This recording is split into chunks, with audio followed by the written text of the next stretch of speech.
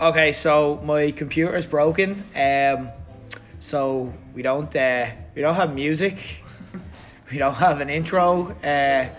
We have a show though. So Aren't Max shite though? just to make you feel a bit more comfortable, I suppose I'll try sing the theme song and you can come in at the right time. Okay, so we'll go for it. Now's the right time. Don't do it. Stop. Like. Oh, look how we talk over the theme song. It's so cute. Cian, go. Hello everyone and welcome to Arsenal Blows Politics Part 2 post-election episode. No money messing, never ever again. There is one thing I want to say about the election, right? Nothing to do with the results or any of that shit, right? I know. Does Mary Lou McDonald remind you of Katie? What? Oh, How? like Katie plus 20. You know what I mean? Yeah. How? Right. No, And also thank you. Like, not policies, but like, you know, yeah, like there's policies like lined up demeanor. with. I don't know. Like, no, it's Katie Is when she it. the ma of Sinn Féin or something? Yeah. It's like you when you're like when you're angry on Twitter and you're like doing that dearest Josephine. Somebody put out a tweet about Mary Lou McDonald. This is what made me think, oh shit, it's Katie. It was like, Mary Lou McDonald is that manager that's stern and doesn't take shit from anyone, but it's always very fair with her staff. And I was like, oh my god, that's Katie. That is how I try to do it myself. It actually is the same person. But yeah, so how's everyone's day? Here, Cian, actually, here's a question. What's that thing on the screen there? It's a tape, actually. I'm not that uneducated. My dad had a tape decks in his car for years, even like well after it was a thing. So Just checking. But yeah, that's actually I wonder, if my dad was an old-fashioned like that, would I know what a tape is? That's the depressing part of the show. Regularly, like I work with people I consider children and like train them and stuff like that. And like then I realise I come in and do this podcast and realise they're older than you. Like when I think about it, like you're a disgustingly young person, and yet you're in charge of this whole show. You're in charge of the next however long we record. Obviously, the things happened in wrestling this week. I mean, Shayna ate Becky. Did you see this? To be the man, you have to eat the man. I respect that. You know what I mean? Did you not see this? I've seen like obviously the memes and the gifs and like a short clip. Is she a vampire now? No, she just ate her neck. She's just cannibal, like. Yeah. Just cannibal, straight up. Like she attacked her. Like imagine like so Becky beat Asuka in a match. No, she got a knife and fork out. It was just like got a plate, got a tissue and everything. But like and Becky was leaned over and she got a tablecloth. And have you heard about that genuinely happened in Germany before? What? The guy who was a cannibal and he advertised online for someone to eat, and then this guy who had a fetish about being eaten replied, and they actually got together in your man's apartment, and like they cut off your man's penis first, and then they sauteed it with some onions, and then they sat down and they ate it together. And then that's really romantic. And then he killed him in like a humane way, if that's the correct word, like, and then just basically feasted on him for ages. Well, look, I mean, couldn't be done for murder though, because your man had agreed to it apparently, and there was all this. I think he was done for manslaughter in the end. But yes, you're right. Yeah, it was a really weird. That's going to be the next thing now. It's going to be like when we've solved all the issues. Now we're in like Sinn Féin's little like super liberal world where everything's going to be fixed. That's the next thing that's going to be like, can we legalise it? But do I not have the right to be eaten by another consenting adult? But like apparently he left letters and all being like, I wanted this, please do not prosecute him and stuff. And then ironically the cannibal ended up being a vegetarian when he went to prison because eating your man put him off meat. That's shit. Like you've gone to prison for like a meal you didn't like. Yeah. That's shit. Like after all that. If you know, like, when you're at like death row, you're like, all right, so what's the last meal? It's like, could I have him? Like, no.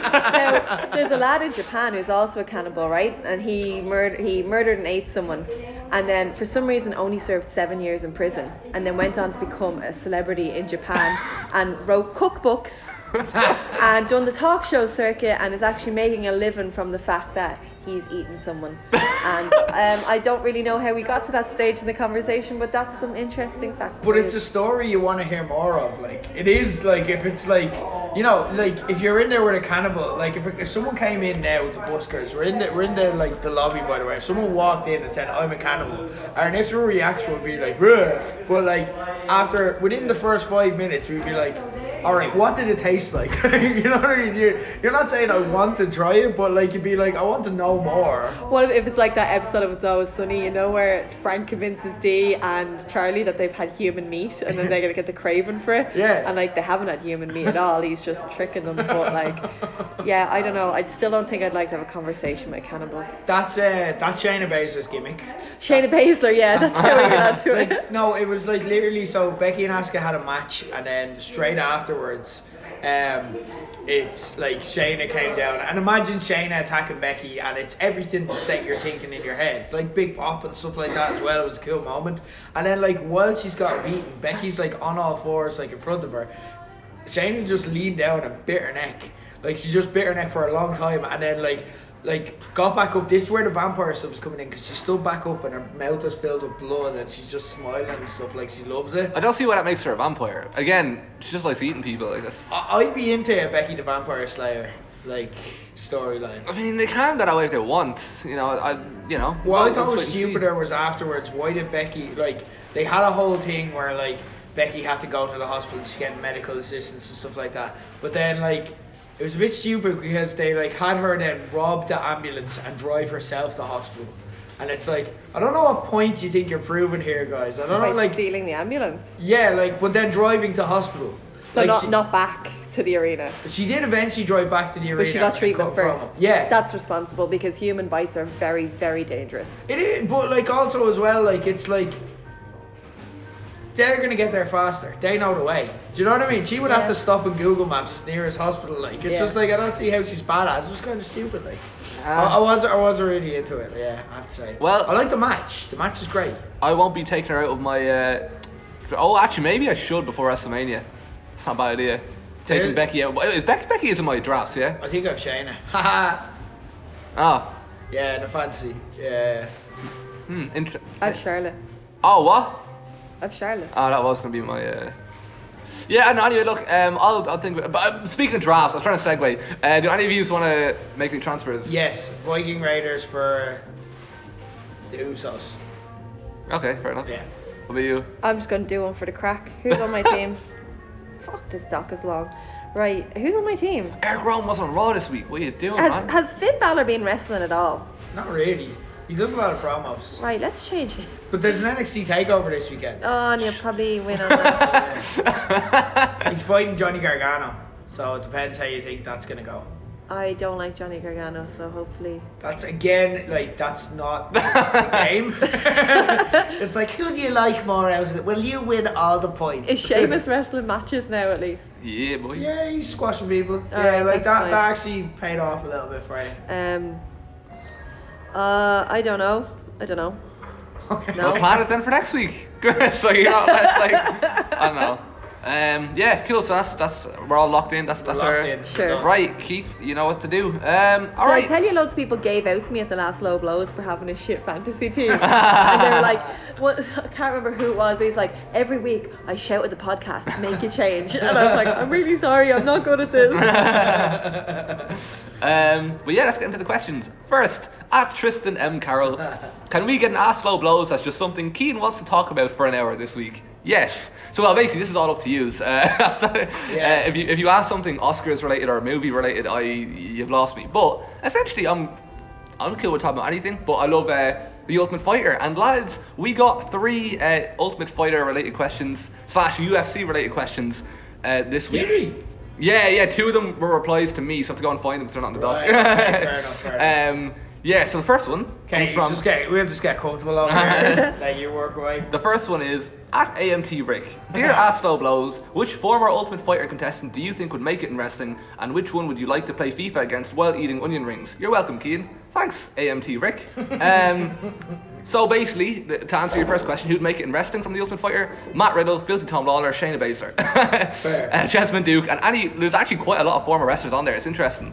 Especially with Shayna, you see them in a different light and all. It's interesting. Matt Riddle was on The Ultimate Fighter. He knocked the lad out so badly that the lad was just like,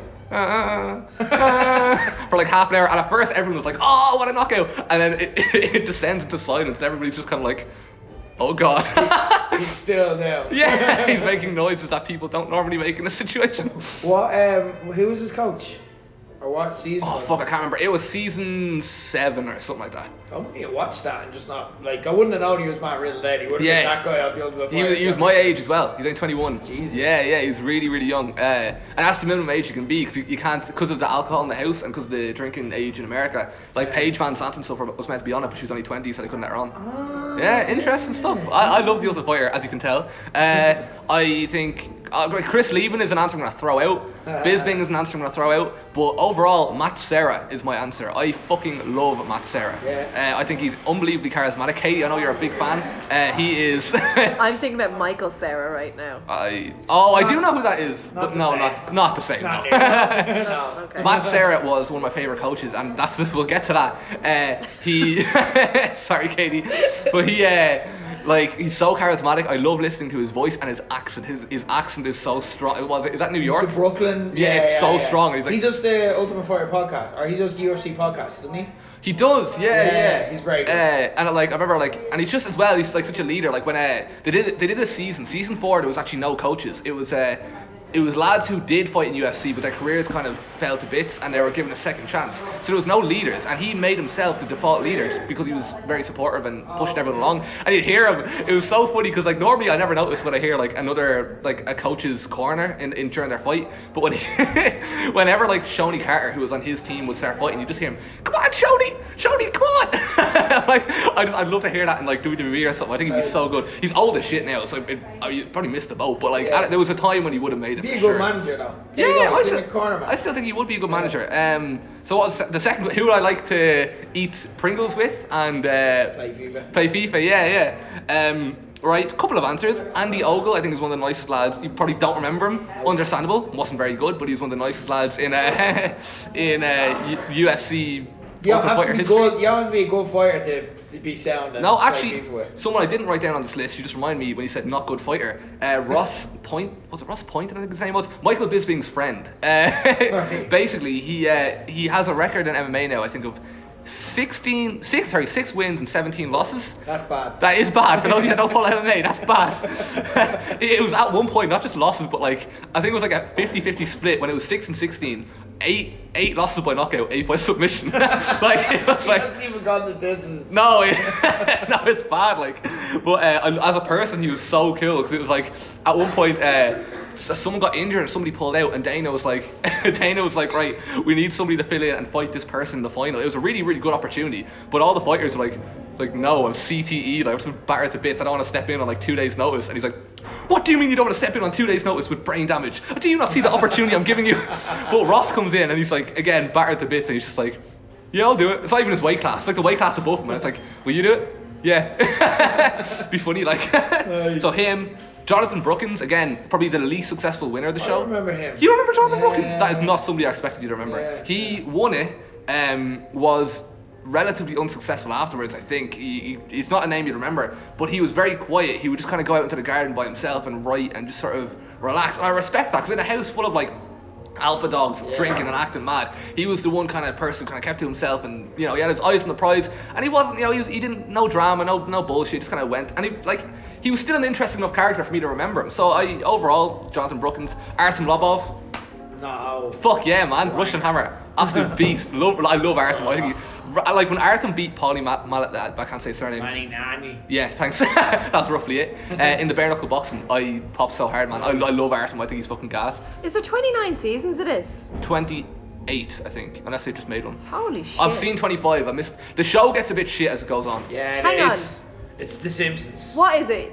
Ultimate Fighter is tough enough with UFC. Okay, but they have to go through this to get into UFC? Yeah, but what happens, again, like Tough Enough, you don't have to win it to get signed. Like, if you do well, they'll be like, right, that's good, we'll just Which sign came him. first, UFC or Ultimate Fighter, or did they come together? UFC came first, but it was in trouble. And then the Ultimate Fighter came around, and after season 1, basically saved the company because it humanized the fighters.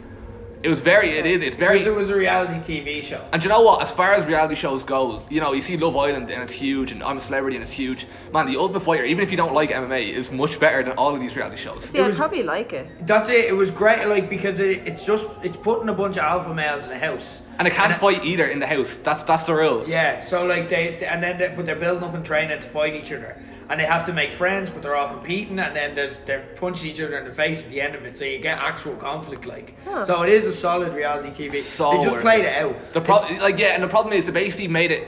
At the start, it was mad fuckers like in a house, you know, starting shit, like ramming their heads through the wall and like all sorts of like mad shit. But then, like by the time you get to season like 20, it's kind of like it's more like professional, you know. These are like professional athletes training and living together. What did they do about the different weight classes? They'd all either be the same weight class or there'd be 2 different weight classes and there'd be 2 winners. Okay. So like they did like men and women in certain seasons, but the men and women didn't fight each other. The women's one was very good. Because it came at the right time. It was just after Ronda Rousey got signed, and if you're gonna get into it, you'd appreciate that one as well, because it's a very it's a very girl power thing. For you, they did totally appeal to the feminist icon in you. But no, it is, because it's very like, I remember getting emotional at one of them, because you do get invested in the characters. And stuff like that. But then you're like, I was very at the start. I'm like. I straight up admit it. I was like, you know what, like I'm all for it and all, but I feel a bit uncomfortable seeing like women. Yeah, it was. No, straight up it was. Like no, it was. But then it was during that I'm like, oh no, like these people care about. Shayna Baszler's in it. Yeah, it turned. That's it. Like it turned the viewers, you know, like casual fans. And stuff. And that's who the Ultimate Fighter is for as well. It's great for getting into MMA because it kind of, especially if you watch from season 1, it introduces you to it, and it's I really like it. It achieved what they wanted them to achieve. And the women's seasons are very good as well, because a lot of the women who are in those seasons are still in UFC now.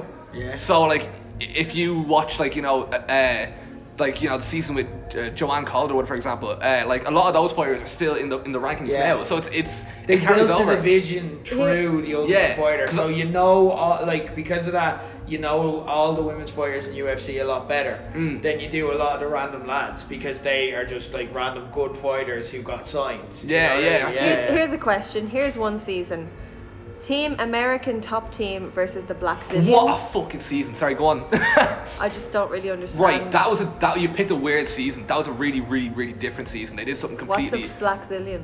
That's a gym, an MMA gym, and so it'd be like Fight Factory and School of Irish Wrestling, but if they were like MMA camps. Oh, okay. So they did, and it was the 2 best. So it was like American top team against Black Zillions, and it was so cool because. I don't even want to spoil it, but basically somebody on American Top Team saved that season from being absolute shit because he knocked out like 3 people, and it was just. But it wasn't even. Uriah? No, that was Haider Hassan. He's not a big name now. I think he's in Bellator or something. Right. But where's my notes gone? That's one Ultimate Fighter question. Yeah. Oh man. I'm so sorry. I just love this show so much. Funny how you speak of the women's seasons. My second last of who I'd hang out with, Aisling Daly. I love Aisling Daly. Ass, is it? Yeah, one of my favourite contestants ever on Ultimate Fighter. She was just bang on. And then my last one, Shoney Carter. Do you know Shoney Carter? Oh man, you'd love him. So basically, in a house where everyone's acting mad, Shoney Carter was mad, but he didn't act mad. Like, he wasn't like, oh look at me, oh. He would just do shit because he was weird. So like, he fucking like at one point filled up the swimming pool with as many plastic bottles he could find because he wanted to build a raft. And all the other fighters like, what the fuck, Shoney? We need this fucking pool. It's disgusting, bro. And like, he was like, I just want a raft. And like, he couldn't sleep. So he had like insomnia or something, so he'd be playing pool at 3 in the morning just because he genuinely couldn't sleep. And he'd be like, what the fuck, Shoney? Why are you playing pool at 3 in the morning? He's like, can't sleep. He's just playing pool by himself. He was sad, he'd walk, he'd be like, Shoney, what are you doing? And he's like spraying the wall, like, just colouring it in. It's like, he was just so cute. Just all the little things he did, he made himself different. You want that person in your house though? In his house, okay, FIFA, you know what I mean? He's so cool. But yeah, that's question 2. So Tony then asked, Tristan, it wasn't really a question, but he said he wants me to talk about the deaf fighter who had to leave through injury, right? Matt Hamill. So John Jones is like the Brock Lesnar of MMA. Even though Brock Lesnar was in MMA, John Jones is Brock Lesnar of MMA. But he has 1 loss on his record.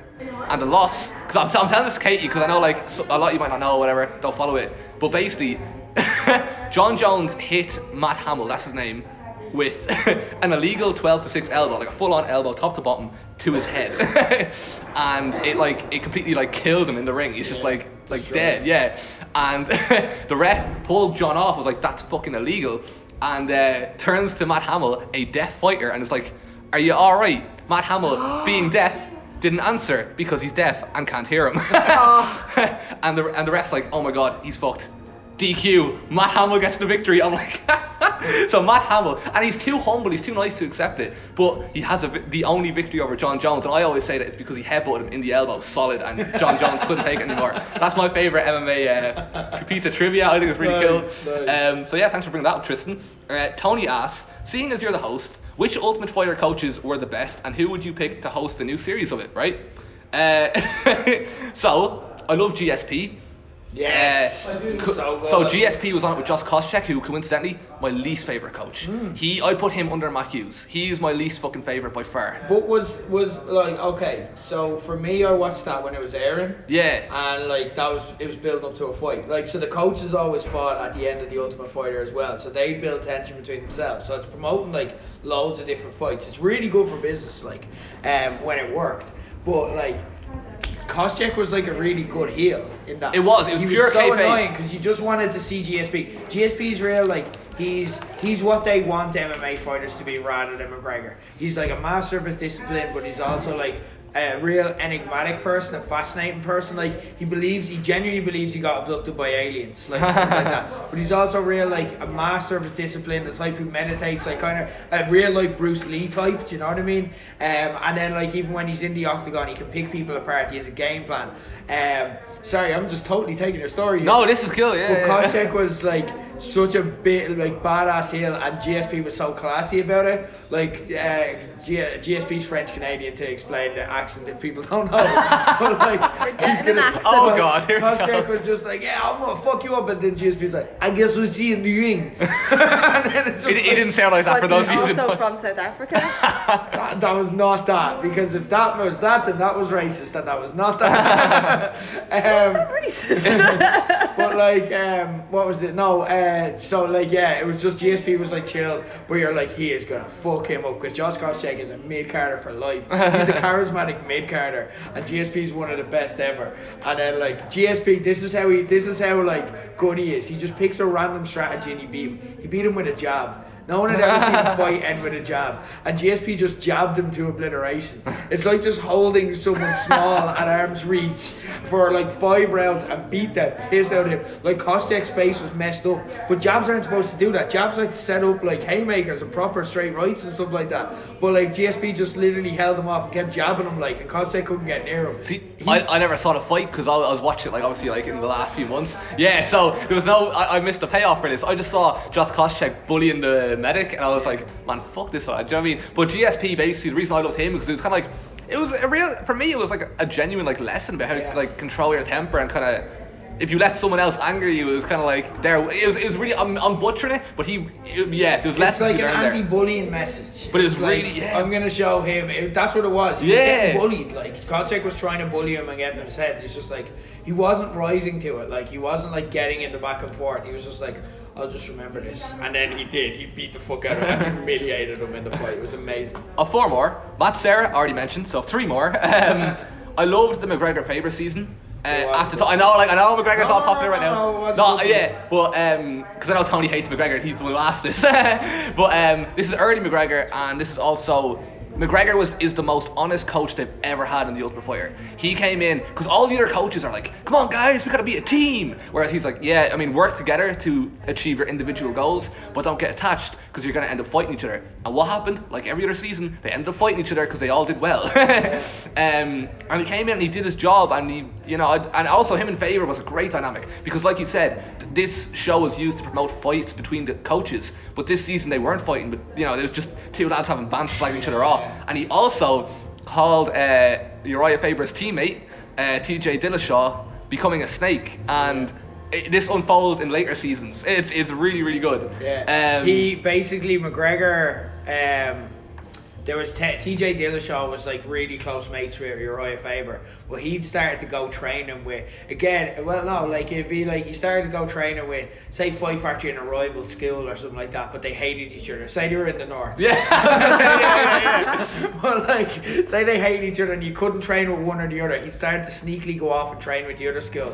And McGregor just came in being McGregor and was just like, he's a fucking snake, like, he's a snake. He is training with your enemies. What are you going to do about it? And the lads have to be like, oh no, we're still cool and stuff like that. But then the following season, like, he tore them apart. Like, you see McGregor literally tear that team apart. Like, he destroyed them, and that's where it started, because they were just pretending it didn't happen, because it was like a friendship coming apart, but you could see it happen, like, week by week by week. He was just getting in their heads. Like, it was like he like, McGregor is built for this stuff. Like, I don't like the guy. I've been on record. I've got shit on Twitter for it, but like, it was entertaining.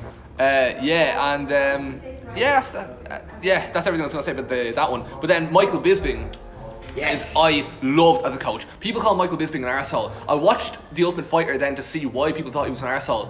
Still love him to bits. And unlike McGregor, he doesn't have he's not as much of a shithead outside the ring, so I can say I don't care if Bisping's an arsehole in the world of MMA. I love him too bits. I'm delighted he got a world title run, and like his Ultimate Fighter seasons, he was a coach several times. He was in the UK USA one, and he won it as well. And he was a contestant as well. It was his show. I loved him to bits. I thought he was fucking gas. He gets that, like, it's a TV show and he has to be entertaining. And I loved it. And you said that about McGregor at the start, and then you learned that, oh no, that's why he's like, you know what I mean? And that's why we went against McGregor. But like, Bisping is, he's that. And I loved how in the UK versus the USA season, how the Americans were so like American, and they were like, go team, yeah, and he's just like, what the fuck is that? You know what I mean? Like, it's the funniest. But my number one coach by far, I'm so sorry, but by far, Rampage Jackson. Yes. Everything he said made me laugh so fucking hard. Everything. I think the season with him and Rashad Evans is probably my favourite. Yeah. Where like there was a part where Rashad is giving basically their fighters are about to scrap in the big fight at the end of the episode, and Rashad's like, you can do this. You can beat this guy. You have what it takes. And then it would cut from his speech to Rampage's speech, back and forth, and it was like, you can do this. Believe in your dreams. And Rampage's like, this man has titties. You're gonna lose this man. This man has titties. Look at him walking around. I was like, and I go back to Rashad like, everything you worked for, titties. You let titties beat your ass. It's like everything Rampage said was absolute gold, and I love him to bits. Like he's just so funny. I love him. Yeah. And that's that one final question, not coach related, comes from Justy_fishhook. Ah, nice. Let me see if I can find it. It was a very thought-provoking question.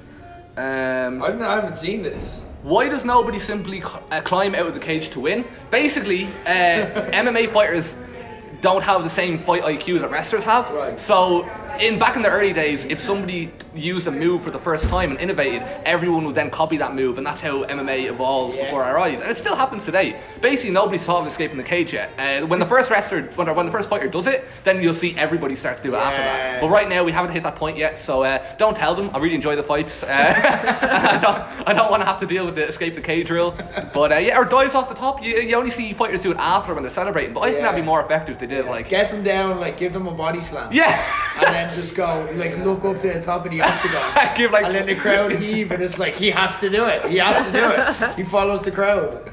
Yeah, I think we're going to see a Justin Gaethje moonsault up top. It's going to be great. I think those are all the MMA questions, so I'm very sorry to everyone. Welcome to the show, Katie. How are you? The only thing I know about MMA is that episode of Friends where Monica's boyfriend decides to go in the cage. Fight started. Fight's over.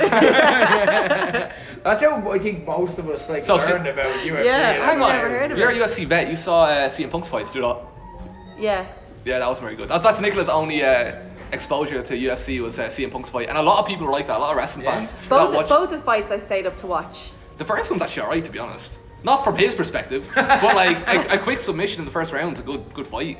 Yeah, it depends what you're into. I like. It's a good fight if you're like, oh, I don't want to stay up till 6 a.m. Like it is. From that standpoint, it's 5 stars. It's a good. You see, I love first round knockouts and submissions. Even like if the whole show is like 30-second fights, that's good for me. Like, I'll take that. But the second fight was the shit. That is genuinely pound for pound worst MMA fight of all time. Sorry, Tony also asked who would I want to see as coaches in a future season. Colby Covington and Mike Chiesa, I think would be great. Or something with like a fighter I don't know that well as a person, like Izzy Adesanya or one of them. Yeah, I think that's it. Or Volkanovski as well. I don't know too much about him. Anyway, sorry. Where are we now? 2 questions from @BrianAmaniac, not MMA related. I nearly call you Amy. Two I've never seen you this passionate and excited. Yeah, Man, 'cause let him go. I love talking about UFC. This is Tristan, you got your wish, like. I got literally like I stopped watching MMA for a year, and then over the last few months I got back into it again, and I love it. And I'm going straight in like. Nice. At Brian the Maniac, what is the best use of the word fucking wrestling? Either in a promo, for example, my name is Drew Galloway and Joseph Connors, you are fucked. What a promo. Or in the name of a wrestling move, for example, close your eyes and count to fuck. Oh, I don't know. I forgot about this because he said this in a few weeks ago, and I was like, I'm gonna have a think about that. That was weeks ago. I have an answer. Do you have an answer? I have an answer. I don't like swearing in wrestling. Yeah, neither do I. But that was my answer. I hate people swearing in promos because I think it's just cheapy, and I think it's like heels, especially on an over 18 show, resort to just swearing, and it just means their promos have usually no content or no reason to be saying it. So it's a bit of a pet peeve of mine. I hate people just randomly swearing in promos. Okay, I was joking. I love when people swear in promos. What about when it's like in WWE, if they build it up where it's like this is a WrestleMania feud and they're like, get out of my face, bitch, but it's like it's supposed to hit you because. But it doesn't, because like that's, I don't know, it just sounds forced. Yeah. Like I can't actually think of a good example where swearing elevated a wrestling promo, but it's only wrestling. Like I've been watching this show called The Ranch recently on Netflix, and it's a sitcom, and it's got like Ashton Kutcher and Danny Masterson and stuff from the 70s show, but they swear in it, and it's like it feels much more realistic because like they swear where we would swear in normal conversation. Yeah. That's what I feel about wrestling. Like that's why that's one of the reasons I think NXT UK is kind of flopped, because it doesn't feel it all feels less genuine now because there's no swearing. It's like, I'm gonna kick your butt. It's like, why would you say that? Like, would you say that in a scrap? You know what I mean? But like a lot of wrestlers go the opposite way, and it sounds forced when they swear in promos then as well. What I love is when a PG promotion has like 118 show and they're like, yeah, let's fucking, or no, when like a new promotion debuts. Yeah. It's like, for fuck's sake. You know what I mean? Like, but I find that funny. I'm gonna say when Vince McMahon and Shane McMahon were in the ring, I think it was before Shane McMahon was given a Hell in a Cell match with Undertaker, and he just, I don't even think was this on TV? Because I remember like I can only picture it in like fan footage in my head. I don't know if it was on TV or not, but he just goes, I'm going to give you a fucking beating. And everyone was like, whoa, what? it was unnecessary, but it was funny. Yeah, but that's probably effective because that's like colloquial. It fits there, like, you know. Also, Scott Steiner saying, give me a fucking mic. Yeah, because natural. Like, it's just funny. A lot of the time it's very forced, so it's not my favourite thing. Alright, yeah, no, I do. I prefer swearing, but I can understand where you're coming from. Okay, lads, a question that's absolutely nothing that I'm interested in, but I found out that a former NFL player just won an Oscar, Best Animated Short. So which wrestler, current or former, is most likely to win an Oscar? Actually, this is a better question than I thought it was. Yeah, never mind. I just saw Oscars. No, I saw Oscars and I was like, I could picture AJ Lee or Titus O'Neil winning one, right? I have an answer, but I want to see you use pick first. AJ Lee's a very good show, because like she's going out, like she wrote a book there a while ago about her bipolar and stuff like that. Wait, how about, right, do you have an answer in your head of a wrestler? Yes. Okay, how about at the count of 3 we'll say it at the same time and we'll see if it's the same one. Alright. If you don't have one, that's alright. Okay, let's do this. Alright. That's right, I think we will. Okay, I think we got this, right? 1, 2, 3, Tyler Rex. Okay. Slightly different answers there. I didn't even hear what you guys said. I heard both of you kind of. Yeah. Mine was Tyler Rex. What was yours? Mine was Kevin Nash. Okay, I think yours might win, actually. Well, that's because, it's a travesty he hasn't won one before. I mean, Magic Mike. Yeah, or The Longest Yard, or Sabrina the Teenage Witch. Because they give Oscars for that. No, but the Oscars were bullshit this year. I'm usually a big Oscars fan. Really? Yeah, like they just snubbed loads of really, really good directors and films and everything else. And like I've just been reading loads of articles about the lack of diversity. Like there was one black nominee in all the major categories. There was like no women nominated for Best Director, even though Greta Gerwig's film had been nominated for Best Film. And I don't understand how you can have a Best Film, but she's not considered a Best Director. Yeah. I don't know. It just rubbed me up the wrong way. Fair. And then I watched the actual ceremony, because the Oscars is always accused of this. And then every performer that they had was black or a woman. So it's like, guys, you aren't good enough to nominate, but here we go, we'll wheel you on stage for the diversity thing. Yeah. And then the film that won all the big awards was a Korean film. Now, which apparently is very good. I watched that, that, like, genuinely, I watched that on Sunday night after Fight Factory because I knew the Oscars was coming up, and I always watch all the films coming up to it. And I was like, I'd heard that was good, and I hadn't heard anything about it, and I love movies like that, so I was like, I just want to. And by the way, I won't say anything about it because do watch it and don't look into anything before it because it just takes. I've already googled the synopsis. I know. Right. Good job, Katie. Good job. But like, it's like. It might be one of my top 10 movies of all time. Okay, so I don't doubt it's a worthy winner, but because of everything else to do with the Oscars, it was just kind of like... It's backslappy. Yeah, I was like, yeah. 1917, for me, should have won Best Direction. Because, like, that was an achievement in direction. Like, doing the one-shot take and how legitimate it came across, and how little you thought of it. Like, I heard about it, and I'm like... That's gonna feel gimmicky. It's gonna be one of those things that doesn't have much of a plot, and I don't get into it because they're focused on the cool gimmick that they're doing. But I didn't notice it until afterwards, and I'm like, oh fuck, they did do one like continuous shot, like that's class, and it was like night and day and stuff. So like I think that should have won Best Direction and stuff. Like I get it. It was like a backslappy thing where it's like, look at us. Yeah. But it was actually the first foreign language movie, but also as well, it's the first Best Picture ever to not have an actor nominated. Oh, that's interesting. So it's like... But that was an ensemble piece, wasn't it? More so? There were, like, starring roles in it. Like, because there's, like... I watched Marriage Story there on Saturday as well. And what's her name? Laura Dern won Best Supporting Actress. She had about, like, 4 lines in it. Yeah. And it's like, there was, like, 3 or 4 supporting actresses that were fucking A1 in that movie. Yeah. Like, I don't know, it's weird. Like, so, yeah, the Oscars is weird, though. You can't put too much attention to it. Anyway, wrestler-wise, Kevin Nash you're going with? Yeah. Tyler Rex. Bull Buchanan is a genuine... I don't have it. Thanks for the questions. Here we go, then. At Rian, 38469 as it was the launch of the XFL this past weekend, go Hawks, and as the big talking point was the alternative and more fun rules as opposed to NFL, it got me thinking, if you guys had to change the rules to one sport to make it more fun, what sport, how and why? Do you know the way polo is played on horses? I genuinely thought that water polo was still played on horses. You may have solved me. For the longest time, and I said it to Phil one day, and he just went really quiet, and he went, do you think they put the horses in the water? And I was like, I genuinely thought the horses were in pools with like water up to their knees. With a swimming hat. And like, what do you call it? What are the things you put on? Armbands. Like on their hooves for them. And what I explained to Phil, what I thought the rules of water polo was essentially people on horseback in the water playing volleyball. And he was like, you were so far off the mark. Like, but it was volleyball with the little sticks, so kind of like baseball, but with mallets. That sounds like a fun thing. The only problem with that sport would be after that, it had turned horrible because the horses couldn't get out of the water. The only thing they could do would be to shoot the horses afterwards. No, you don't go from shooting the horses. You walk them up and down. Horse racing. When they fall, they have to put them down. Why would the horses fall? Because they can't swim. They're in water. No, but they're in water up to their knees. Right, okay, like so it's the shallow end. They're partially submerged. So they're not like underwater wearing fucking snorkels. That's what I imagined when you described it. I'm just really struggling. No, it's very inhumane sport. Now you're being ridiculous. I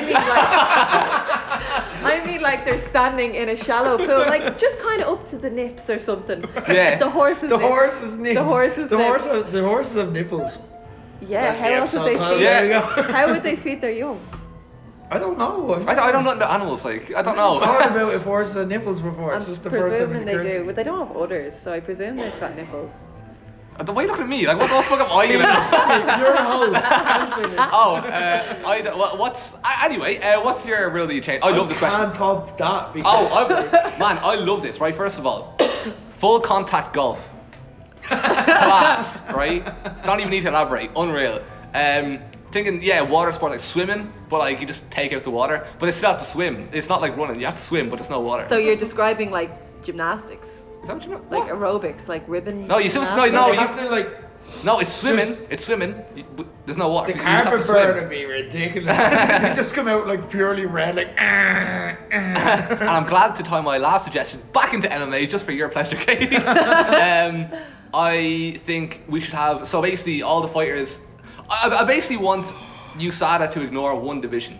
I want a division where fighters can take as many steroids as they want. It's not just allowed, it's encouraged. It's the juiced off your fucking head division, where you get all these lads on all sorts of drugs. Every other division, it stays as it is. USADA test everyone, whatever. But then all the John Joneses, all them, they Vitor Belforts, yeah, they all get run loose in this one division, and there's no judgments. It's just juice off your fucking head division. And yeah, I've got one. You give me an idea. I want to see an MMA Royal Rumble. Man, wrestling and MMA, there's so much room for crossover. Oh my god, an tag MMA team Royal MMA, Rumble. like literally tag team MMA is a thing they could do. How would you do an MMA Royal Rumble though? 30 people in the ring, like they come down, entrances as well. Do you know what I mean? Like surprise entrances. Oh my god, Bellator would do that way better than UFC. They've got the Titantrons and everything. What do you do? Like you can't throw them over the top rope. Like it's not realistic. So what do they have to do? It's knockout or submission. A gauntlet would be good. Oh my god. Oh, that's a dead idea. Yeah. That's a dead idea. There's so much. Just apply wrestling rules to MMA. Man, there's so much room for crossover. Just apply wrestling rules to everything. Yeah, actually. No, I fucking love that question, really. Golf Royal Rumble. It's like there's just a ball on the tee. It's like, and then you just hear Irish music and Power Carrington comes out. Hello. that's like on the putt as well. It's like a really piss easy shot. He just runs out and takes it. That'd be so cool, man. I love that. Surprise entrance for every sport. At Sean McSaurin, should people have to take a breathalyzer test to use Twitter on or after a night out? I think I personally should. Yeah, I remember coming up with an app, and there was a few features on it, and one was like that where it's like when you're going drinking, it's like after 11 cut me off from social media. Another one was, this is a random one, where you just want to blitz someone from your phone. You just want to block them on you just pick one contact and then like you just block them on everything, like social media, like they can't get onto your phone and stuff like that. But yeah, that was definitely, like I think there is apps for that. This is the plot of The Internship. Have you ever seen that film with Vince Vaughn and Owen Wilson where they? I think I have. Yeah, I've seen a movie. Have you? Oh my god, I think I saw it at my friend's house. Yeah. It's brilliant. So like they're just these two owl lads who sell watches, and then obviously that company goes under, so they become interns in Google, but they don't know anything about technology, but they develop an app where you can't use social media when you're drunk. And that's the plot of the film. Yeah! Oh, I do remember that. It's really good. Yeah. Man, I can't believe I saw a movie. Let's write that down. That's cool. Did you get any of the drunk tweets? I think we got one. I can't remember what he said. What drunk tweet? Oh, from Royal Rumble? This is Sean. This is coming from a place of reality. No, he sent out a bunch of drunk tweets. No, I don't think that's where this is coming from. Oh no, I or maybe he sent me a drunken tweet of support. I thought he was sober. Now I'm really sad. You're my favorite YouTuber. Yeah, I'm just the person who'll take that to heart. If it's like from a completely drunk person that just have no idea what they're saying, they'll be like, "You're my favorite." I'm like, thank you so much, man. That means the world to me. They wake up next morning, like, who the fuck's that? He's on the wall like Sean's Yeah. Should he take a breathalyzer? Maybe. I don't know. I find my worst tweets are when I'm angry, not when I'm drunk. Yeah, I think there should be an emotional test. I've gotten quite good at it, but I used to be very bad for drunken social media. Like, and I haven't done it in ages, but like now I wake up, like I still get the fear in the morning. Like if I've been really like, work always does it to me, because like you go points after work and it's like start at 5 o'clock, and then you're like, holy shit, I didn't get home till 3, and then you wake up the next morning, you're like Instagram like stories and like Twitter and everything, you're like, oh my god, thank fuck. I used to be very bad for it though, and I was like, I remember. No, I don't want to tell that story in the podcast. It's too embarrassing. Oh god, do I? Well, you can't tease it and then not do it. I remember. This is like when I was like 19 or something like that, and none of the people are like in your life anymore. Yeah. Right. So, and they won't listen, so I can tell it. I remember one day I was in work and there was a girl who, like, I used to write like. I proper problems with drink when I was like 19, 20. I just binged. I never learned how to drink properly. So I used to like go like write when I was drunk, because it come out with some mad shit. But like the odd time it'd come out online in like a Bebo blog or something like that, and it was mad cringe, like yeah. But like I remember once before, a girl in work had been telling me how she was like in a kind of like it was a bad relationship, we'll put it that way, you know what I mean?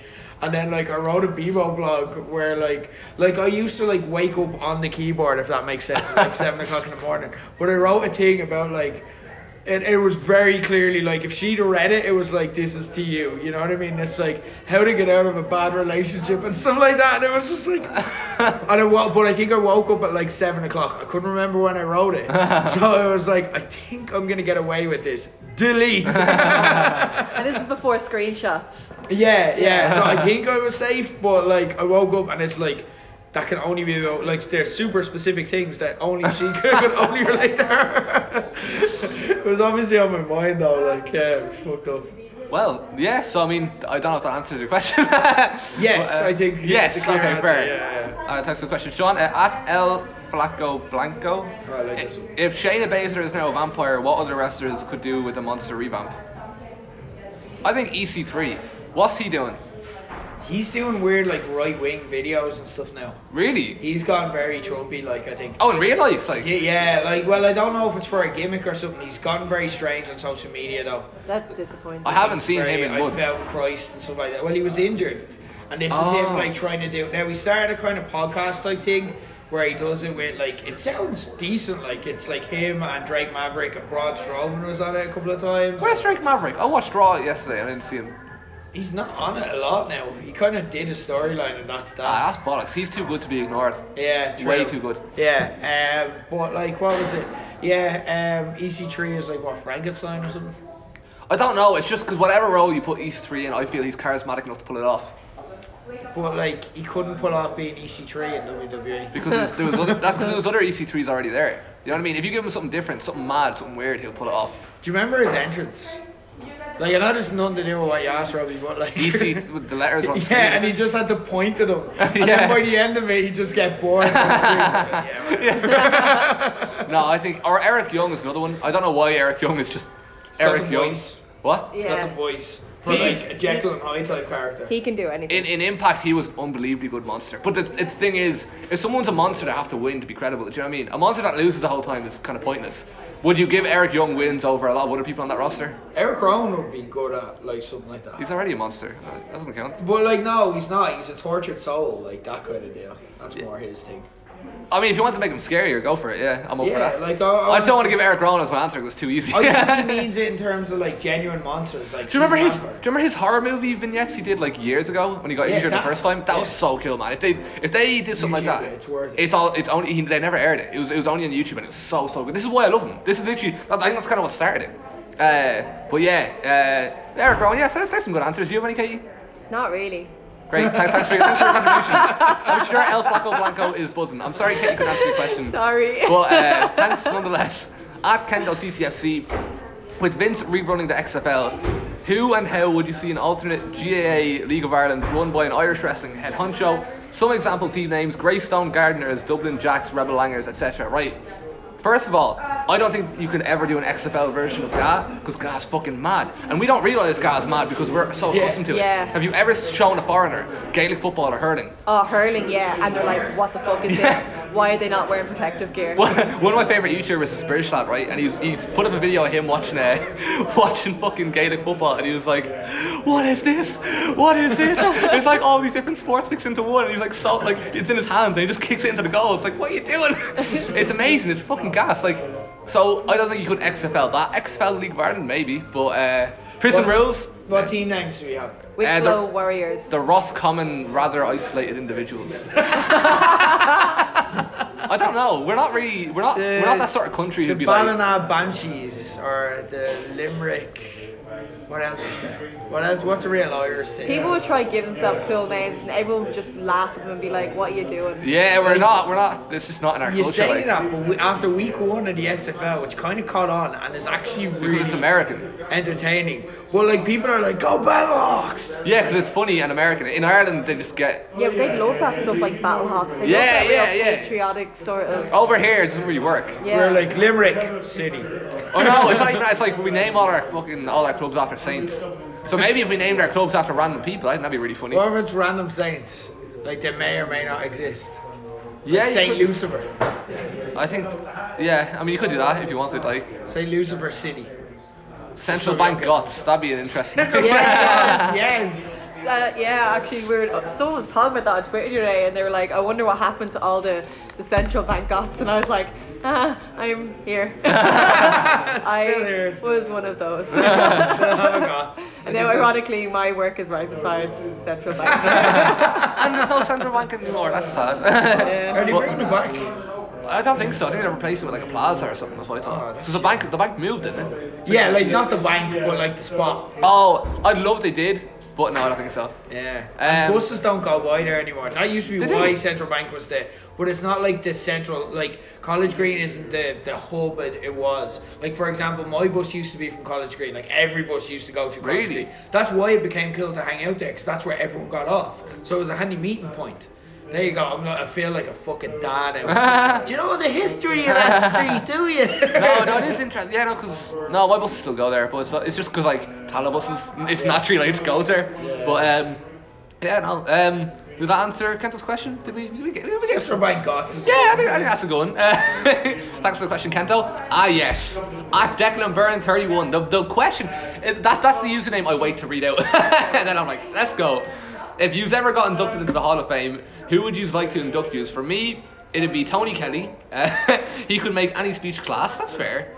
If not him, Corporate Cian would be my second pick. I mean, slightly more questionable that one, but you know, we'll this is a judgment free zone. Oh, he's not done. Oh yeah, my speech. Yeah, Declan. I sound like. It's grand, And Ben Gibbon would be my third choice to induct me. You just went with the commentators. I mean, you know, all right. It literally is. Yeah. Bonus or well, no. Okay, no, that's question one. All right, question one. Who would you have induct you?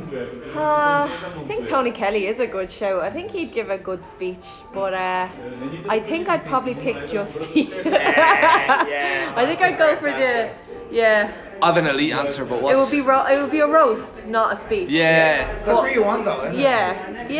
Yeah. Or the mid-card mafia.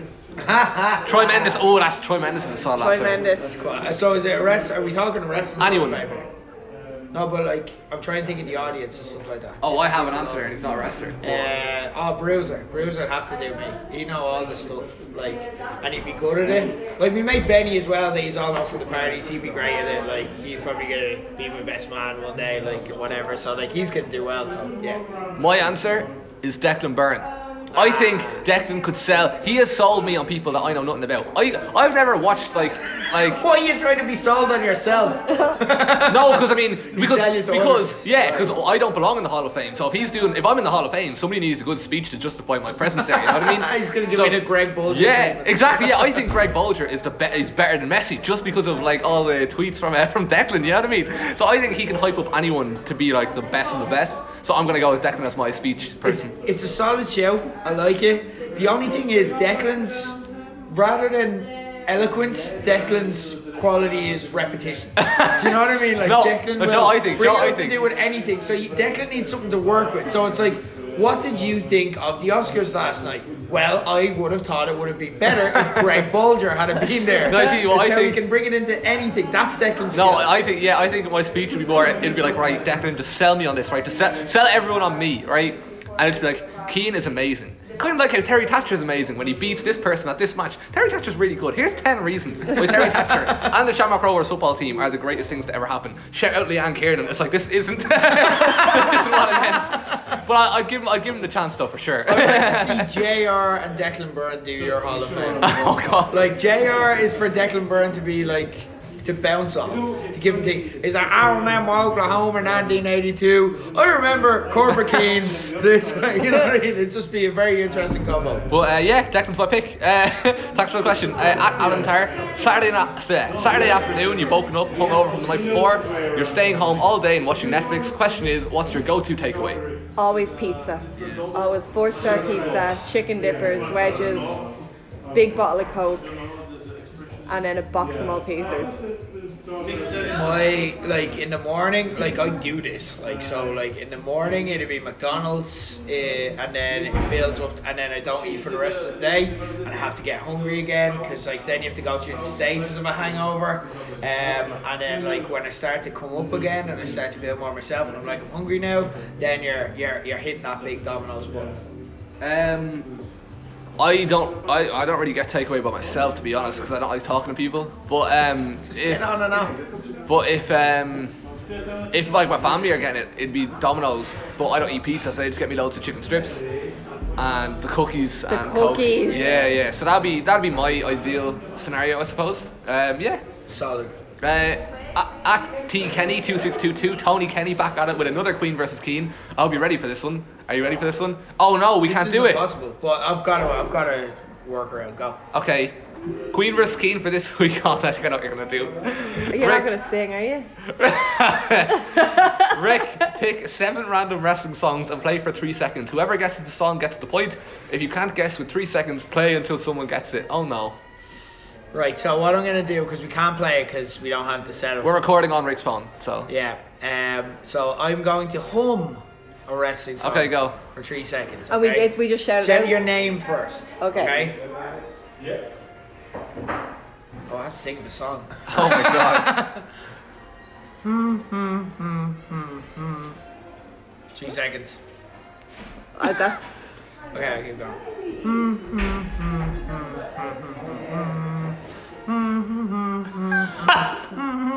I know the song, but I don't know who it is now. I don't even know what this is. Just having a bop now.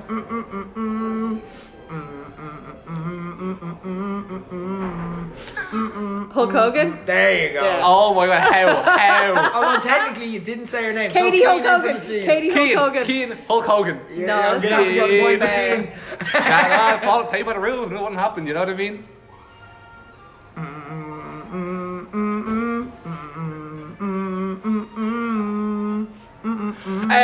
Cian, Chris Jericho. Yes. That was real. I can't believe I actually got one for real. Like, this is. I hope I'll get the next one so we can end this. No, it's first to 4. Oh man. Get Cian, LG Cleary. Yes. Yeah, boy. Right, okay. This is hard because I thought Killed my momentum. I thought he'd only be doing like modern day WWE, man. Like Rick's going all out with this.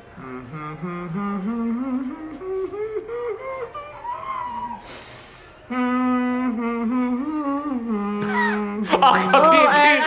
Macho Man. Yes, there you go, Cian. That was fun. That was really fun. That actually was a better one than I thought. Fuck, that was actually really funny. Thanks, Tony. At Chloe_Lynch, do you have any special token that reminds you of a memorable moment in wrestling? For me, my Defiant tickets.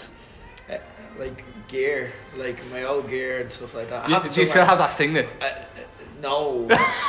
Oh God, no. That was burned at the first opportunity. No, my when I got good gear, I still have that. Okay. I told my boots, Bruiser robbed them on me. You won't admit it, but you did. Yeah, I have my old gear, so that'd be that, I guess. I didn't get much merch or anything like that. I have a beer can from Stone Cold Steve Austin that he gave me. Oh yeah, I remember you saying this. When I went to the outdoor RDS show and he was like pounding beers and I took the can of Coors Light home. Deadly. I've tickets from all the shows I went to. I have a TNA ticket signed by Jeremy Borash. Oh, nice. Really? It's going to be worth something someday. Really specific, but alright. Yeah, I think he might be the only one out selling tickets. I have a Royal Rumble DVD signed by John Cena. I have a calendar signed by Tori Wilson. I actually have all the Shield's autographs as well, which is mad. Me and LJ Cleary went to meet the Shield like 8 years ago. Nice. Yeah, that's kind of my little bits of memorabilia. I've won actually from Low Blows, and it's from just because of where we're sitting today. So when the stuff happened with Woolshed where we couldn't do that anymore, and like this is just like it means something to me because it was like a really stressful time in my life, and then we ended up getting buskers the next week. Because everyone was wondering where to be and stuff like that, and we were working behind the scenes like every day really hard, like so we knew something was coming, and then like this just all worked out organically. So we ended up going down to visit them downstairs. They were on the Super Bowl night, and whenever they came, like we went in and we had a look around and we're like, yes, this is actually better than what like we had before. This is amazing. But we arrived at our tables because like they wanted us to come in as well, so they gave us kind of like nice treatment and stuff like that. But they had a table booked for us now. They had like reserved low blows printed off like loads of the little panels and stuff. I'm like, they know what they're doing. This is really good.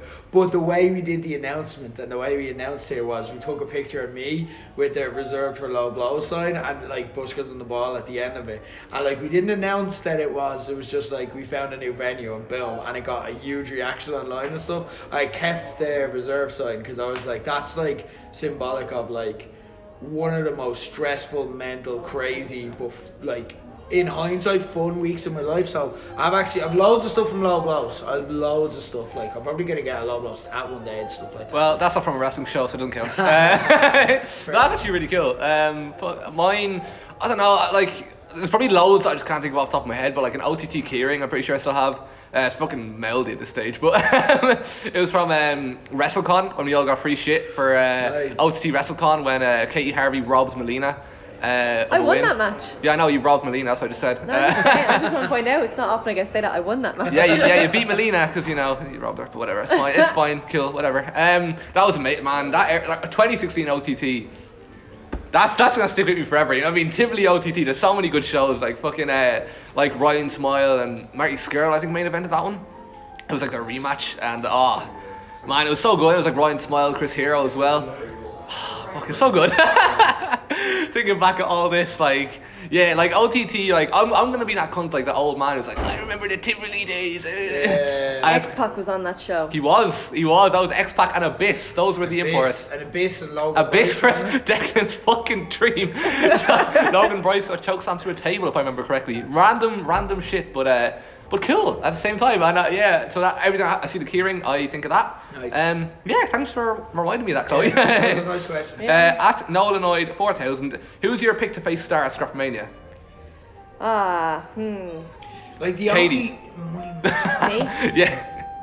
No, it's not. That's not my pick. the only money match I can think of is Moxley, but it doesn't make sense with the story that he's put out this week about Jeff Cobb. Like, if what he said about Jeff Cobb, which is really good, like, look, more people have David Starr on Twitter than listen to this, but if you haven't seen it and you're interested, like, go check out, like, the note he released about why he's not giving Jeff Cobb a title shot, because it's like, you're just an import, you're coming in, getting an OTT payday, I respect what you've done, but you haven't earned this, so the OTT title will not be on the line. So it doesn't make sense for him to then go, yeah, it seems legit that Moxley should get a title shot, but also that's the star that they have. It's the money match. It's like there's something there. It's also an awkward booking scenario, so I don't know. But we're kind of having a chat about this beforehand, and I don't know. I said my dream opponent was Be Cool. Yes. That's what I want. I want to see Be Cool. Oh, by the way, my pick for Scrapmania, I assume it's Paddy M. I assume that's where they're going. But as far as like what I want, I would love. This is more not really for Scrapper. I suppose not really answering your question. But I'd love. As someone said on Twitter, a Star versus Kingston feud with. I don't know if Sean Ryan's still around, but that lad who did the Star stuff recently, Jeff Doyle, the other crooked gentleman. Yes, he's very good. Still way above, like wrestling video package quality. You know what I mean? So imagine Star versus Kingston, a feud with that behind it. Yeah. That'd be ridiculous. I'd love that. I'd love Star. Be Cool. Yeah, that's a fucking huge one. I want to see Star Walter. I want to see Star beat Walter. Yeah. That's something I want to see that happen in OTT ring. We won't get it. I disagree. I think we will get it. No, we won't. I think it's As gonna be cool. NXT UK champion and then main event and pay-per-views and stuff, he's Yeah. gotten too big in WWE to get it. We talk about the idea that I had for, like, it probably won't happen, but whatever. Like, I want to see B against Joe on the show. It's a number one contenders match because B's thing is he wants a title match. But what if he won a briefcase or something? Star fights Paddy M. Okay, people will probably be like, in the stadium, that's a weird title match, whatever. Fair enough, and that, I hear it, I can see that reaction already. But what if Star beats Paddy M, then afterwards he goes to do the speedball thing on him where he's shaking his hand but goes for a clothesline. Paddy M ducks it. Paddy M takes him down. Paddy M hits a senton off the top rope. Then B's music hits. B comes out with a briefcase, pin Star in the ring, beats the new champion. And then like Star can win it back in the hangover. Exactly, show. yeah. You can win it back the next night, but oh my god, that reaction would be an actual dream. If we're gonna do Star against an Irish person, I'd like to see Terry Thatcher. Like Scotty is a big match down the line. I don't know if we're there yet. Like if you're gonna do it, that needs more build. Also, it happened recently. Yeah, exactly. But like for the belt, Scotty is the new Jordan. Scotty representing Jordan, and like it's evolved. That it's a new match. Jordan Star happened like 3 different times. But like, I want to see Terry Thatcher against Star. I think that's really good. I think it'd be really interesting to see how the crowd will react if they turn on him. Like it'd be like the LJ Cleary match. Do you know, I want to see LJ get another shot, but I want to see him built as a solo star. Yeah. I think that'd be whopper. I'd have loved, like, when I saw LJ going for it at Contenders, I was like, I'd be okay with this being a stadium match. Like, I'd be okay if this was the Scrapper main, because they didn't announce Mox their end, so like, it was like, what are they going to do? And I was like, this could work with a bit of build behind it, like. But maybe we'll come back to it at a later date, like. Long term, I want Raven Creed to come back and face David Starr again for the same as Eddie Kingston versus David Starr, and same that it'd be like the promos and the video packages will be fucking unreal. Yeah, that's a nice outside the box. Yeah, that's what I'd love to see. I agree with all the suggestions. I think there's so many possibilities. That's what's really I've seen exciting. people suggest Martina versus David Starr as well. Yeah. And that's very interesting because he wants it to be an OTT person. Yeah, and there you go. Like that's interesting. Thanks for the question, Jonathan. At Owen_Davis1, with the reveal of the Mania 37 location and logo, what's the best pay-per-view logo? Oh, pay-per-view. Fuck, I read that as Mania. So my answer was Mania 21, 23, because I have an answer. I can tie 23 to anything because it's my Mania. Everyone has their own Mania, you know what I mean? Yeah. And then WrestleMania 2000, I think it's a pretty nice logo. Yeah, that's a solid show. I do not remember logos. All the new ones are the same, so that's kind of like, it's something that's gone now, like. A lot of the ECW ones were very on brand. Yeah. I like the old ECW logos just because you got it as soon as you saw the logo. Yeah, and the barbed wire. From a marketing standpoint, they were very strong. Just in that it's like, it's gritty, it's not like over the top, it's not big like WrestleMania, do you know what I mean? It's like mine is framed because we had Jade working for us, and now we have Simon from Canvas Threads working for us, and they're great artists. So like I like a lot of the low blow stuff that they've done over the past few years because it's reimagined like current logos. Now I almost see the current logos as passe, and how can we reimagine them? You know what I mean? So WrestleMania 17 will always have a place as well because it's X7. It's iconic in my head because just that weird. Yeah, I actually do remember that one. Yeah, do you know what I mean? Like the X7 just makes you think for a second. Yeah. WrestleMania in itself is an iconic logo because I used to draw that all the time when I was a kid. Just copybooks, the back of copybooks, the WrestleMania logo for no reason. Like Raw's War is an iconic logo, and the original SmackDown one as well. Like I know they're not pay-per-views, but yeah, if we're talking good logos, fair enough. Thanks for the question, Owen. At Stagmore 13, now that the election is over and Mommy, Daddy and Baby Brother can stop fighting, who will be the next Taoiseach and why is it David Starr? It's not David Starr. I am not on this David Starr. I think he's the perfect champion. There's so many possibilities. I love that he's OT champion and I love him as a wrestler, but I'm not in that I don't feel like I'm one of the Devlin Doyle. You know what I mean? Like we're a Devlin show. And when he's fighting LJ, I'm on Team LJ and stuff. Now I'll be cheering him against Cobb. I think he's fully justified in what he's saying about Cobb not getting a title shot. So, I want him to win most of his matches, but I just can't show it. I can't feel it. I can't express it. So he's not my Taoiseach. My Taoiseach is I'm gonna say Mr. Charlie. Imagine. I'm gonna say unknown because I don't know who it is. Nobody from wrestling would ever be Taoiseach. Nobody, I don't think wrestling has such a unique appeal. Like David Starr even will be the best positioned because he gets the political side and the manipulating people side. But wrestling is so niche. Like people, normal people, like the mainstream, see wrestling and they're like, that's weird. Who's that weird man with the mustache? That's the way, we get it, we're in it. I think Callum Black would be a cool Taoiseach. Callum Black. It's undeniable. There you go, undeniable, you know what I mean? So I'll be up for that. Who's your Taoiseach? From wrestling? Whoever you want. Big Rab. I wouldn't let any of them in charge. Oh, okay, fine. You want to all for yourself.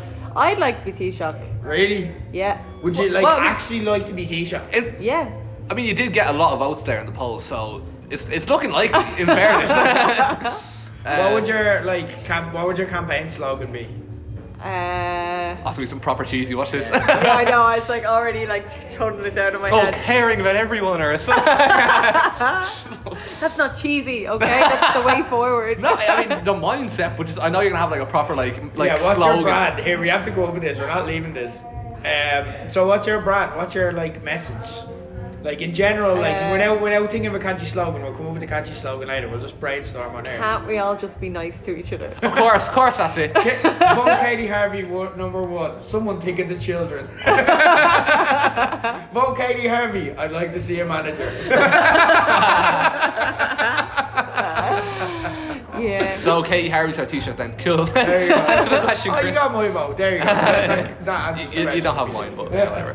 Micheál Martin's going to be Taoiseach, by the way, and it sucks. What? Micheál Martin's going to be Taoiseach. How? So Rick's going to be Taoiseach. He's got more seats. I'm not getting into politics. At Simpsons WWE, do you now feel uncomfortable sitting beside Rick since he voted for Fine Gael? This is you, yeah. Yes. At Joe Stodge. What embarrassing fashion items did you once own and wear with pride in your youth? Oh, I have a deadly answer for this. I had one of these bad boys. I thought I was edgy as fuck, and the picture is basically of a shirt with like blue flames on it. I thought it was cool. But what's your mine's a flame related one as well. I worked in the jean scene, like I would not like. Oh my god, the jean scene. Yeah. Where everyone used to get their Petra jeans and their chains. Yeah. Oh my god. I've so many like bad fashion things from the past. Like, oh my god, I used to think that I could dress. Like, I used to think I was fashionable, but I was not. You know what I mean? Excellent. Like, I used to take unnecessary risks all the time. I remember I started going out and like wearing a belt or wearing a tie as my belt when I was like in my 20s. Did that as well, yep. But like mine was for creepy reasons. Sadly it worked. No, not for creepy reasons. I'm only messing. Like, but like I mean it in terms of like creeping, that kind of way, like rather than being creepy. That's not making it much better. You can't edit this podcast. Just like live. Just one take. No, but like what was it? I thought like when I was going out with the lads and like we're going on the pool and it was like watch like, and it did work, to be fair. It's like watch, there'll be girls that'll be interested in you and they'll start pulling on the tie, and like it worked every time because they're like, oh, I'm gonna take your pants down and stuff, and it sadly did have a decent hit rate, like. But like now I look back and hiccup. Now I look. I didn't say that. I didn't say it. I just left it there, and it happened. Like, and then like. Tell me the women of Ireland saw a tattered tie. Why are you assuming it's tattered? I'm not a hobo. Like, it was a nice tie. Have a woman pull at your tie, like. Like, they changed ties. Like, I didn't wear one tie. You had a variety of pulling ties. No, I just had ties because it seemed to work. Like, I wasn't pulling ties. They were like, I didn't do anything, right? I just wore. They had the idea independent. I just. But the implication was because of the implication. Joe has given Katie a shovel and she has handed it to Rick, and Rick is just digging. Okay, no, this is about cringy stuff. I'll own it. Like, I'm saying it was cringy. I used to always wear this top. As well. Like, I found out that like people who are now like some of my best mates, like they for the first like 6 months they knew me, they're girls that like they rip into me if I ever wear it bad. Like you'll see, like if I put up a picture on Insta and like they don't think it's fashionable, like this is why I've gotten better at dressing myself, just mortification reasons. They will in the comments let all of my friends know they hate it. Like, but that I used to wear a top out, and like it cringes me how often I wore it now that I know they slagged it, and it had like little like ties at the top. Do you know like a pirate would have? No. It was a woolen top. but it was like a normal woolen top. It was fashionable for a while. It was in for a while. It wasn't all the way down like. It sounds very boy band. No, it was like it's cringy stuff that I wore, but they used to always be like, "Ooh, crisscross." That was their nickname for me for like the first 6 months of knowing me. Did you know that was your nickname? No, eventually they're like, yeah, I stopped wearing it. They're like, what was the story with that? And I was like, oh, that's fair enough. I was a full-blown goth growing up, so like I thought I was fashionable for a goth. I was a scene kid, you know, wearing all black and my cut-up band t-shirt. I dress the same now. I dress very similar now. Parachute pants, knee-high socks, Adidas shells, jumpers with shirt collars, but no shirt. You know, it's just the collars sewed into the jumper. You would absolutely wear like a tuxedo today or something. Oh yeah, absolutely, yeah. If it's ironic, it's being worn. Yeah. Right. My answer, right? When I was 8 or 9, I used to go to Spain with a family, right? And you know the markets. I used to get these gas fucking football jerseys. I was like, yeah, boy. I used to like, well, I didn't notice. I didn't even think, oh, this is a complete fucking rip-off. I'm like, this is deadly. €2 would get you like, I remember like I had this really shit like Manchester United kit, right? But it was like, the AIG sponsor was about 10 times the size of the actual AIG sponsor, and the crest was the exact same crest, but instead of United it said Manchester Football. It was like proper bootleg stuff. It was so good. I get them every year. I loved it. I might get them again now that you just reminded me. I had a Fiorentina jersey and like I thought it was identical. Like I thought my dad's real like mad for pinching a penny or something like that, so he'd like turn around and be like, the exact same. And I'd be like, grand. And it was only later when I pulled it out, when I'm moving out at home and I'm clearing out all my old clothes, that I realised Nintendo were the sponsors at the time. Not on this jersey, Nintendo were the sponsors. Amazing. I also got wrestling merch when I was over there, but like shirts that like would have like one really bad bootleg design on the front and the exact same on the back in black and white. Still have one that I wear, actually a Rey Mysterio one that my mom got me last year. Always Rey Mysterio or Batista. Yeah. Oh man, I used to always get Mysterio and Batista stuff. It was so good. Brilliant. Thanks for the question, Joe. That was very good. I just put my phone in my pocket because I'm dumb. So we're gonna have to wait. Oh no, here you go. Next question. At Brendan K12, in light of WrestleMania 37 announced for Hollywood, which WWE superstars would be in movies for ads? Like Batista, you talking to me, all that. Yeah. Oh, I hope they do that again. That was really good. That was really funny. Yeah. Like I remember popping big time. I actually have a Batista t-shirt that says, "Are you talking to me?" Nice. That I still wear training. Yeah, of course I am. How did we not realize? The Big Show part of that killed me when I was younger. I remember watching that on the DVD and it was like, "Are you?" And like the mic drops on his head. He's just like, "What you fucking?" Are you? And then it rips. Yeah. And then the last scene's like, "Are you WrestleMania?" What other ones was there? There was Pulp Fiction. That was Eddie and Booker T. Yes, yeah. There was Undertaker as Clint Eastwood. That's amazing casting, by the way. Yeah. Like Eddie as well with the mullet. Like they thought outside the box for that. That was genius. There was Forrest Gump. Who was in the Forrest Gump one? Eugene, was it? Probably, yeah. Yeah, could have been. There was a few of them. Oh, Basic Instinct with Stacy Keibler. I remember that was one as well. Yeah. And there was three lads as a Christian being the creep interviewing her. Yes, Yeah. Because he's doing his creepy little bastard thing. Right, so like who do we have today? And then we can put in movies. I just thought about the Braveheart one as well with Ric Flair and Triple H. That was great. Who do we have? Who's around today? So Daniel Bryan. If you could put Daniel Bryan in something like something woke, something like environmentally friendly or something like that. Or you can be completely out of the yes. Is there any yeses? I don't know why I'm just focusing on Daniel Bryan.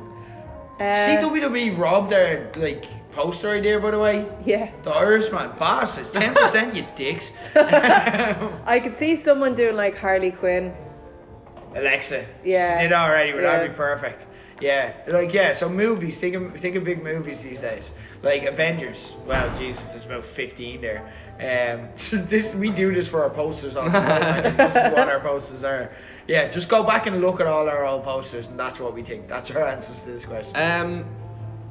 Scott_Aspel.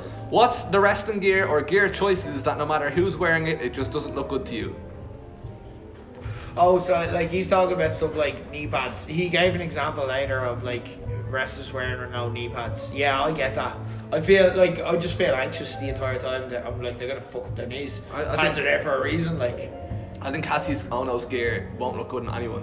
The kind of basketball kit, and then like, look good on him. And then that's what I mean. And then the trunks, and like it's just not. Same with Shorty G. But that's ironic. That's meant to be bad. You know what I mean? Yeah. I don't like white trunks because it looks like nappies. I remember Alberto Del Rio wearing white trunks, and I was like, no. And if it goes wrong, it goes very wrong. Yeah.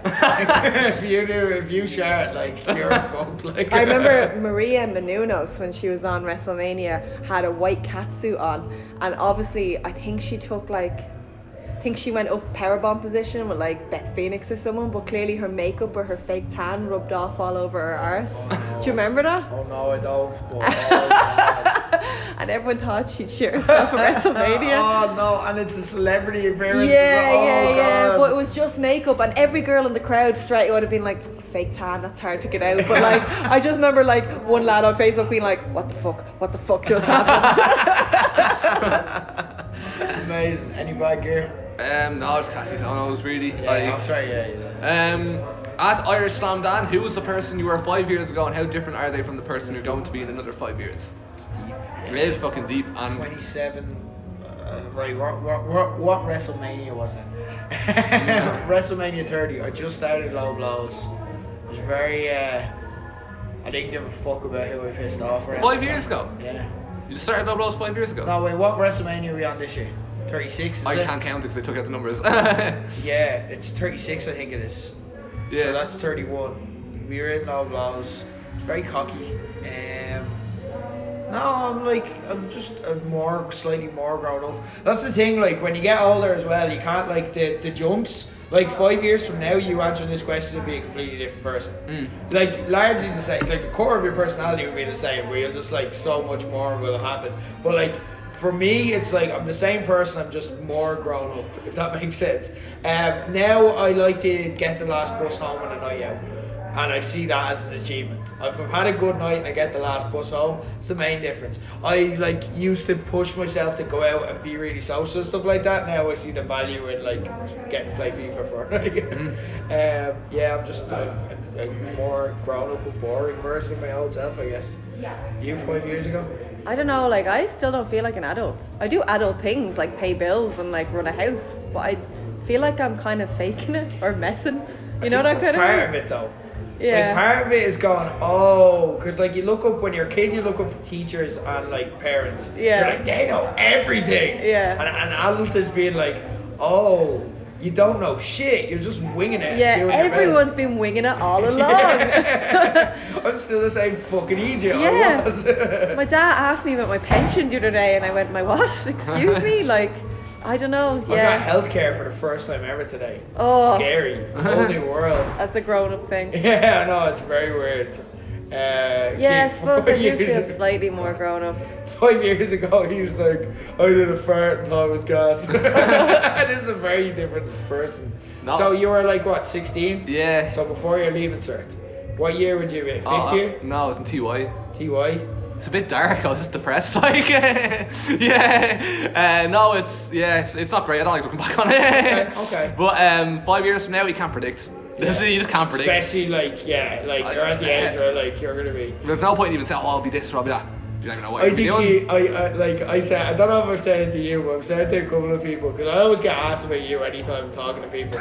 But I'm like, you're gonna be one of those people who like, if I don't see you for like 10 years, you're gonna be like, just a really like confident, same person, but just a really like confident version of the same. You're gonna be just really like, hey guys, how are you? What's up? You see it all the time in wrestling though, do you know what I mean? Where people like come into it and like they're like quiet, and like the things you joke about like with yourself, like kind of your social tics and stuff like that, but like, and then wrestling just gives them that confidence and validation, and then they're just like, they grow out and then they become like Liam Royal or something. And it's like, I'm gonna be a high school jock, I'm gonna bump into him and be like, yo, Rick, what's like, up, dude? And we like giving you like a headlock and all, like, alpha dogging me, like, yeah, grabbing me by the shoulder. Yeah, like Jack, like, oh, I remember you used to do that podcast together. And then I'll take his bag. unzip it, let all the onion rings fall out, Hey. and you're like, we know the real you. Hey, Still the come same on. geek I was. Yeah, you're gonna be Liam Royal, except the exact same personality. Thanks for the question, Dan. At End of the Great, after Ricochet's Twitter phone, the Ricochet Twitter phone a couple of weeks ago. Sorry, Rick. What's the weirdest interaction one of your tweets has had? Mine is Lita botching reading one of mine on the SmackDown pre-show once. I hope this isn't one of those cases, because I know like when people get asked, I know this is the same question, but it's like, what wrestlers have you blocked on Twitter? As in, have you blocked, not have you blocked. Have blocked you. They blocked you, thank you. It's always, the people answering the question always give real wanker answers, like, I called Hulk Hogan Terry Bollea and told him he was a shit wrestler and he blocked me. It's like, yeah, you're kind of the wanker there. I mean, no, okay, Hulk Hogan's a bad example, because like, whatever, but like, whoever, you know what I mean? It's always like, oh, this person blocked me because I antagonized them, and, you know, but I don't really have any weird interactions, I don't think. I probably do, but I just can't think of any. What about you? On social media? Social media wise. I once tweeted about Big E's arse and he vanity searched and found it. Oh no. What did he say? I think it was about, remember he used to wear the short gear? And I think I tweeted about his arse with the short gear. Oh, and I think it was something like, let's start a Big E arse cheek appreciation club or something like that. And he liked it and then tweeted back to me, cool, but I get a cut of any of the subs. And I was like, oh god. He'd be kill though, you know what I mean? He'd be like someone you wouldn't really mind finding that sort of shit. Mine was the one probably a few months ago where like I think all of Ireland saw it and nearly got sued for talking about two high profile radio personalities. Oh yeah. To talk in like Irish sporting personality lingo. That was it, because it was like it went literally everywhere. It's the weirdest ones to go viral. But yeah, no, that would be for me. I mean, you have to have had some. I've no weird interactions, but my last interaction was Alison Kay retweeted my video saying Lemfow and then several skull emojis, which suggests that she liked the video. And you could like the video too if you watch it. Yeah. I asked 100 people if they could take Alison Kay in a fight. It's on YouTube. It's on it's on YouTube, and you can watch it right now at Corporate Cian. Corporation. Bye. Wait, no, we have to plug. No. There's an NLW show this week. Oh, fuck's it. Right, go on. Don't sleep on NLW. That's a really good show. There's so many. Everyone meant to keep all the dates. There's so many really shows. Different. This Sunday, Mo Theatre. It's an afternoon show as well. It is really good. Like we know, a few people went down after hearing it plugged on the show last time. Had a really good time. I think they're all going back as well. So I can't wait. It's a really good show. It's really different. Get to see wrestlers. Completely different to how you see them usually. I'm going to be hosting it. Don't let that put you off though. It's going to be a good night. Katie, you've got weekend off, a rare one. Yeah, but I'm going to go watch some wrestling. I'm going to go watch OTT and NLW. There we go. All right, cool. Now. Right.